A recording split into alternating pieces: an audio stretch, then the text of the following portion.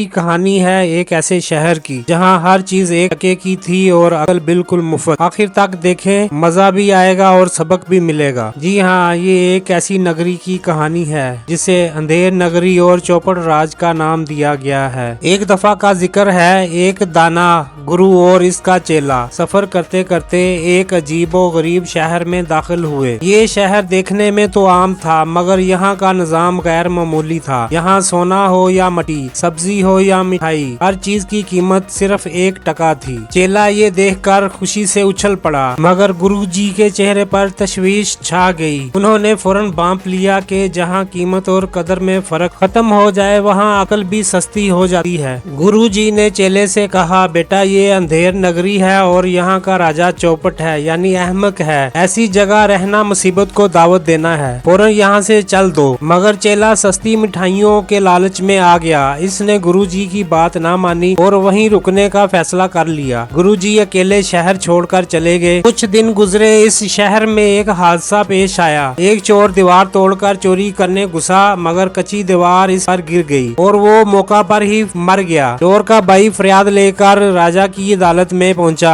और मुतालबा किया कि दीवार बनाने वाले को सजा दी जाए। अब शुरू हुआ अंधेर नगरी का मशहूर इंसाफ। सबसे पहले दीवार बनाने वाले को बुलाया गया। इसने हाथ जोड़कर कहा, महाराज कसूर मेरा नहीं, ये मिस्त्री का है जिसने मसाला ठीक नहीं बनाया। मिस्त्री को बुलवाया गया। वो बोला, महाराज गलती मेरी नहीं, बहिश्ती की है, इसने पानी ज्यादा डाल दिया। पुराने जमाने में पानी देने वाले को बहिश्ती या माशकी कहा जाता था। बहिश्ती आगे आया और बोला, हुजूर पानी मैंने ठीक डाला था, असल कसूर मशक बनाने वाले का है जिसने मशक हद से ज्यादा बड़ी बना दी। अब मशक बनाने वाले को बुलाया गया। वो घबरा कर बोला, महाराज मैं क्या करता, ये भेड़ मुझे भेड़ वाले ने ही इतनी सस्ती और इतनी बड़ी दे दी थी जिससे मशक बनाना पड़ी। अब बारी आई भेड़ वाले की। इसने फौरन कहा, महाराज ये सब मेरा कसूर नहीं, असल गलती कोतवाल की है। राजा चौंक पड़ा, वो कैसे? भेड़ वाला बोला, हुजूर जब मैं भेड़ चुरा रहा था तो कोतवाल साहब का काफिला इसी वक्त सड़क से गुजर रहा था।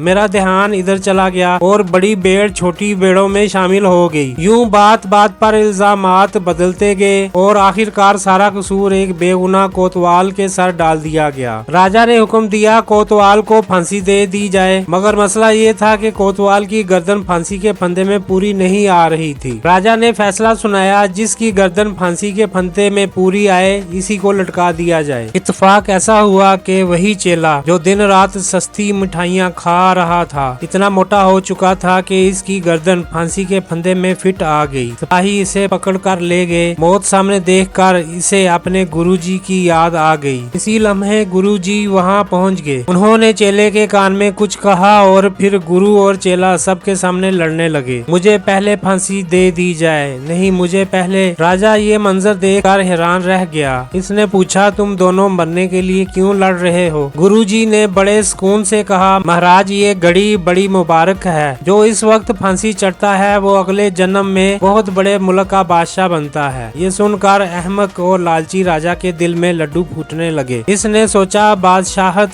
किसी और को क्यों मिले? राजा चीखा, हटो सब, पहले मैं फांसी चढ़ूंगा। और यूं अंधेर नगरी का राजा अपनी ही हमाकत के हाथों फांसी चढ़ गया। पसंद आई हो तो मेरे चैनल को लाइक, शेयर, सब्सक्राइब और कमेंट्स जरूर कीजिएगा।